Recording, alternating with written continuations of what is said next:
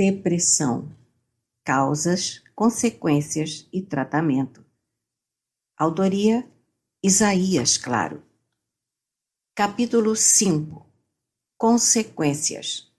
Sumário: comprometimento do sistema imunológico, enfermidades orgânicas, suicídio, fator destrutivo da mente e da personalidade, tragédias várias. Comprometimento do sistema imunológico. Os efeitos de uma depressão poderão ser extremamente devastadores para o seu portador, como também para aqueles que façam parte de seu universo. Digo que os efeitos poderão ser extremamente devastadores, considerando que a depressão possui graus variados, como se mencionou no capítulo 1, como também porque os efeitos ficarão sempre mais ou menos dependentes da personalidade do depressivo e dos fatores que terão desencadeado o mal, como também do momento por ele vivido.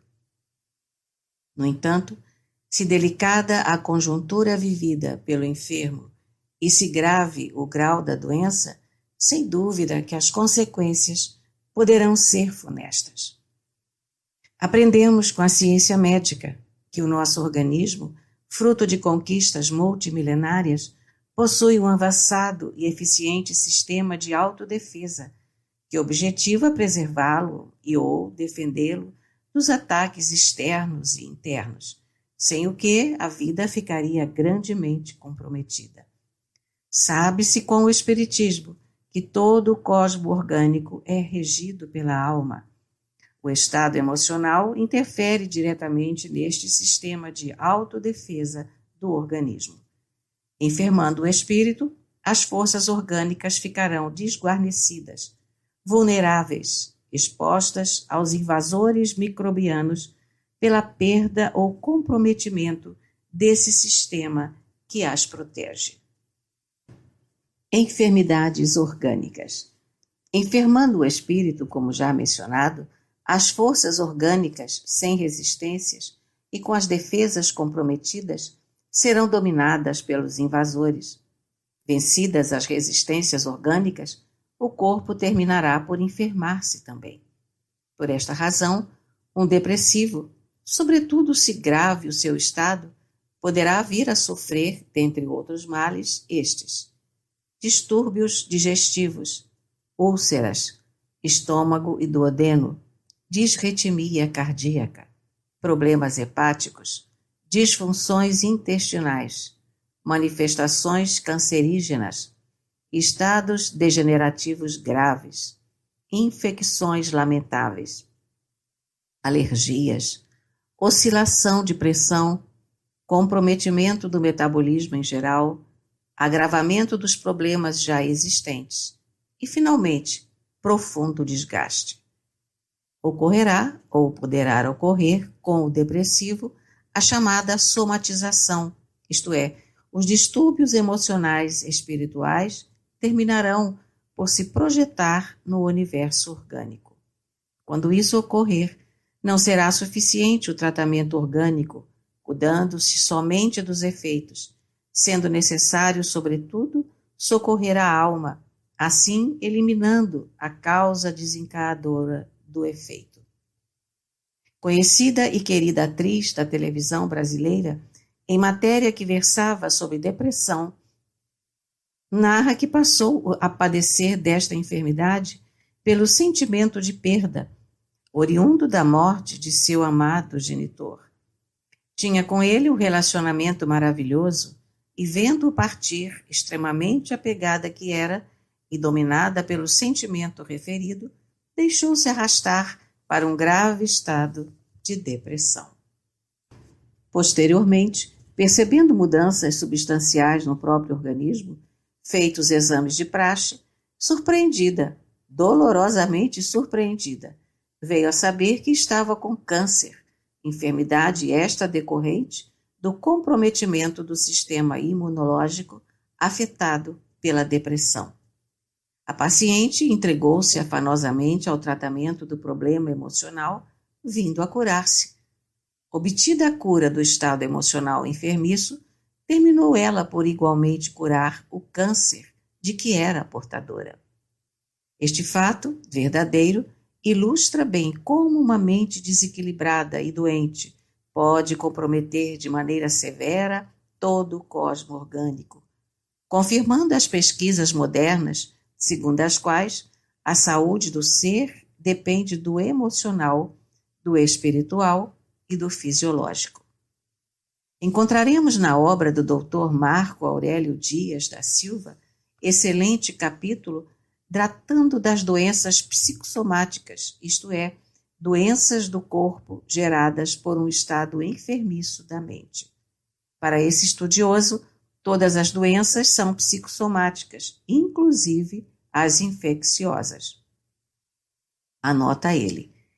Em que pese a noção já antiga do papel dos estados emocionais na gênese das doenças durante séculos, e mesmo até Freud, admitia-se que, com a exceção dos males congênitos e hereditários, as doenças eram causadas por agentes externos, isto é, vinham de fora para dentro. O advento da psicanálise, todavia, e sua progressiva aceitação revolucionaram esse conceito e introduziram um novo, o de que, em algumas doenças, os males do corpo constituíam uma mera expressão dos males do espírito, ou seja, provinham de dentro da pessoa. As primeiras doenças rotuladas de psicossomáticas e ainda hoje citadas como doenças clássicas ou maiores incluem a úlcera, a asma brônquica, a hipertensão arterial, a enxaqueca e a artrite reumatoide. Esse universo logo se ampliou de tal sorte que já em 1976, Rees listava uma vasta seleção do que chamou de distúrbios psicossomáticos mais comum. Por sua vez, Joer relacionou vários sintomas físicos resultantes da angústia, relatando a percentagem nos quais os encontrou e estabelecendo as diferenças entre os sexos. A observação, prossegue o autor, deixa claro que a amplitude do universo dos distúrbios psicossomáticos passou a abranger doenças em todos os órgãos. Sendo assim, a ideia de que toda a doença é psicossomática passou a conquistar um número cada vez maior de adeptos e a ganhar contornos de verdade científica. Suicídio. Induvidosamente é esta a consequência mais terrível da depressão, o suicídio. Quando ele ocorre, deixa marcas profundas, dificilmente superáveis nos familiares e amigos. Estes atravessarão largo período da existência perguntando-se o que aconteceu para que ele ou ela fizesse isto. E agora, o que será de nosso ente querido? Como ficaremos nós sem a sua presença amada e com esta profunda dor? Onde e como teremos falhado para com ele ou ela? O suicídio, consoante magistério da doutrina espírita, pode ser direto, indireto ou consciente, inconsciente. O suicídio direto ou consciente, como a própria expressão o indica, é aquele em que a pessoa deliberadamente decide por eliminar a própria vida, o que faz através de uma irreversível autoagressão, sem tempo e meios para retroceder no gesto. Ouvi certa vez de um psicólogo amigo que o depressivo nem sempre guarda o propósito deliberado de pôr fim à própria vida. Em realidade, pressionado pelos fatores afligentes, deseja o enfermo pôr fim à dor que o vem dilacerando.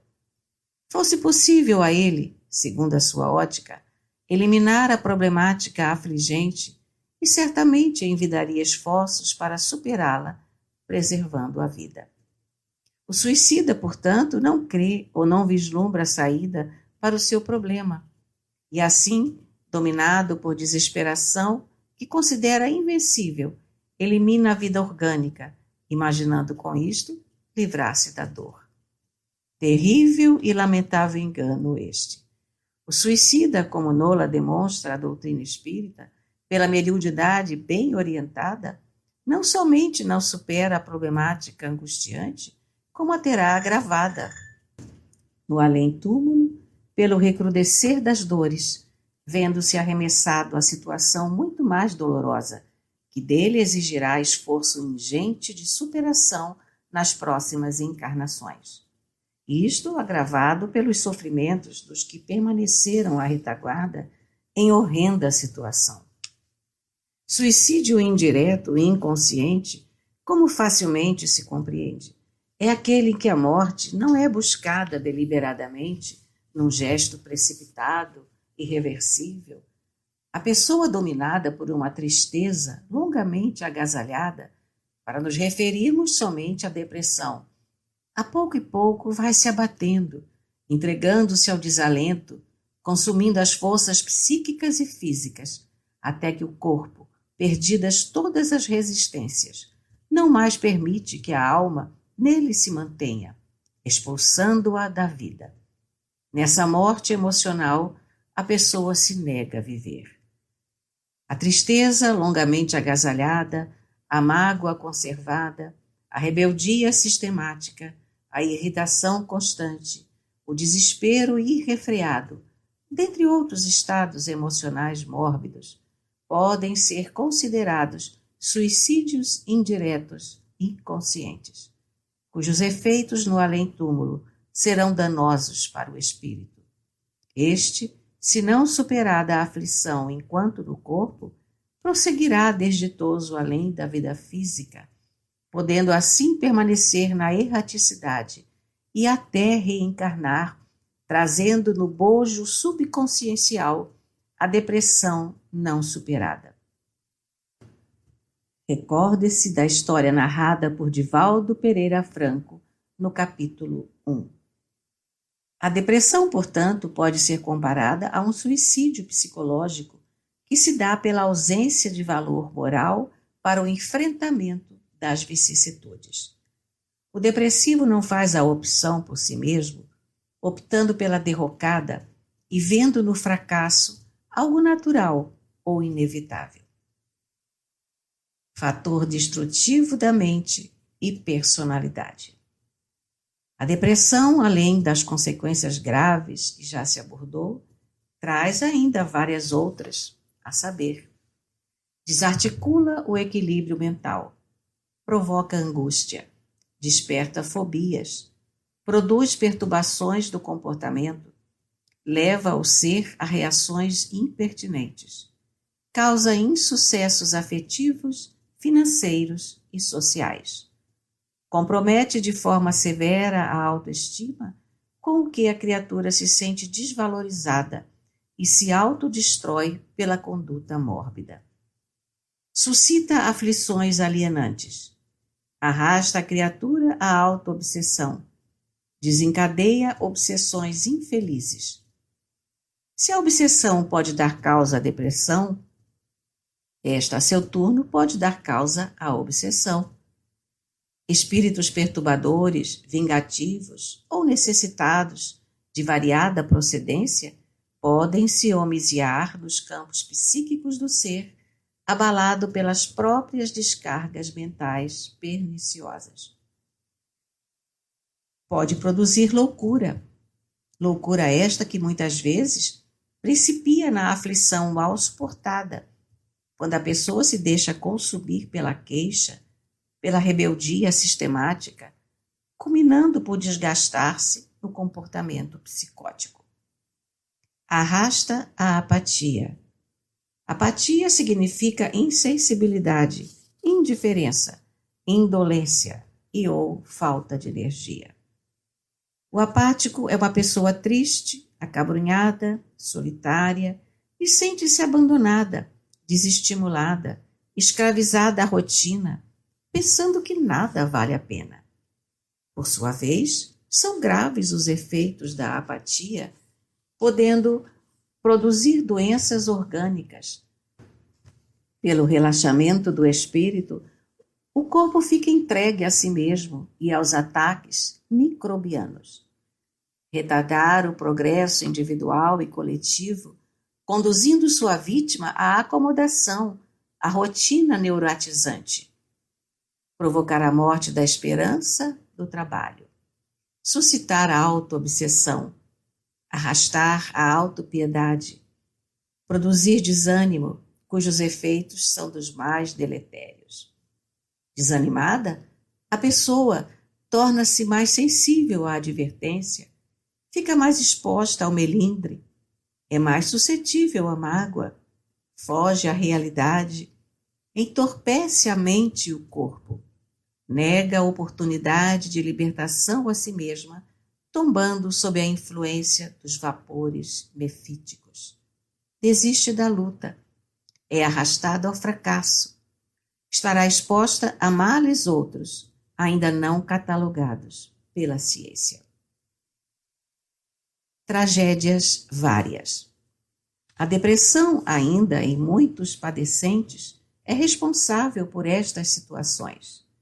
Solidão mórbida daqueles que preferem fugir para o isolamento emocional. Domínio dos receios íntimos, receio de novas agressões, de contato com novas pessoas, sentimento de injustiça que passam a nutrir. Como na experiência vivida por certa mãe sofrida, que sem segura informação e formação religiosas, revoltou-se contra a vida e Deus, achando-se vítima de injustiça pela desencarnação da filha aos 44 anos de idade. Cansaço. Os depressivos sentem-se cansados da batalha diária. Indiferença ao amor. Os depressivos cerram a porta do coração à solidariedade. Mágoa facilmente instalada. A mágoa, a seu turno, traz consequências danosas para a criatura, a saber, desgasta o corpo, desgasta a organização psíquica, envenena o pensamento, impede o recebimento dos socorros, torna a pessoa impiedosa, rancorosa, provoca desespero, exala amargura, exala desconforto, expulsa as pessoas que desejam auxiliar, gera mau humor e azedume, expele cargas vibratórias negativas, produz enfermidades várias, realiza contágio pestilento, assim como o câncer provoca metástase no grupo social. Gera epidemias como a maledicência, o ódio, a queixa, ameaça a organização social. Vejam-se os ódios e os ressentimentos que dominam comunidades e povos inteiros. Comprometimento do desempenho geral, familiar, profissional, afetivo, social e até sexual. Para ilustrar como a depressão é responsável por tragédias várias na vida de muitas criaturas, anoto para você uma reportagem onde Helena Andrade Silva narra ter perdido o emprego e o marido e engordado 40 quilos, além de sofrer preconceito da própria família. Diz textualmente a reportagem: sofro preconceito da família. A depressão fez Helena Andrade Silva, 36 anos, ex-assessora de imprensa, perder o emprego, marido, engordar 40 quilos e tentar 4 vezes o suicídio. Depois de tentar vários tipos de tratamento, inclusive alguns nada ortodoxos, como eletrochoques, Helena diz que não tem nenhuma perspectiva de vida. Já experimentei todos os remédios e até hoje tomo as drogas mais modernas que existem no mercado. Mas meu caso é extremo e acho que nem a psiquiatria sabe mais o que fazer comigo, afirma Helena. Em 1992, na esperança de se curar da depressão, que na ocasião julgava ser algo apenas passageiro, Helena chegou a fazer sozinha uma viagem de 5 meses pela Europa, realizando um antigo sonho de sua juventude. Ela gastou $60 mil na viagem e voltou com os mesmos problemas na bagagem. Cheguei a ficar dias trancada num quarto de hotel da Suíça só comendo chocolate, diz ela. Helena teve sua primeira crise depressiva há 5 anos. Ela diz que não sofreu nenhum grande trauma na ocasião, nem passou por alguma experiência triste que pudesse ser encarada como a detonadora da doença. Helena conta que começou a se sentir sem vontade de fazer nada, sem nenhum motivo aparente. Sua depressão chegou a tal ponto que ela parou de ir ao escritório em que trabalhava. O detalhe assustador era que seu escritório era em casa e ela não tinha vontade nem de levantar da cama e ir à sala ao lado. Até hoje, o que mais a irrita é que muitas pessoas acham que depressão não é doença e gostam de dar palpites de cura. Ninguém acha que a depressão é doença só porque ela não faz sangrar. Sofro preconceito até da minha família, diz Helena. Tenho amigas que acham que se eu sair de casa para fazer compras no shopping ou fizer uma boa dieta, vou melhorar. Esse tipo de visão da doença me magoa muito. Encontramos ainda no mesmo periódico. As doenças psiquiátricas e neurológicas, que são responsáveis por apenas 1,4% das mortes no mundo, provocam 28% dos casos de incapacitação no globo. 5 das doenças ou acidentes que mais causam alguma forma de incapacitação no mundo são de origem psiquiátrica. Os dados fazem parte do trabalho da OMS, Harvard e Banco Mundial, que usou estatísticas globais no ano de 1990. Por não figurarem na lista das 10 principais causas de morte no mundo, as doenças psiquiátricas têm, no jargão dos especialistas em epidemiologia, um peso oculto sobre as pessoas, que muitas vezes é negligenciado pelas autoridades de saúde. Infelizmente, os problemas psiquiátricos ainda são vistos como coisa menor. Muitos médicos não sabem diagnosticá-los e têm até preconceito contra os especialistas da área, afirmou a psiquiatra Doris Hupfeld Moreno, do GRUDA, Grupo de Doenças Afetivas, que trata de pacientes com depressão no Hospital das Clínicas de São Paulo. Causa número 1 de incapacitação. A depressão é responsável por 10% dos casos do mundo. Segundo a psiquiatra Doris, a depressão aumenta de 3 a 4 vezes a incidência de mortes provocadas por outras doenças.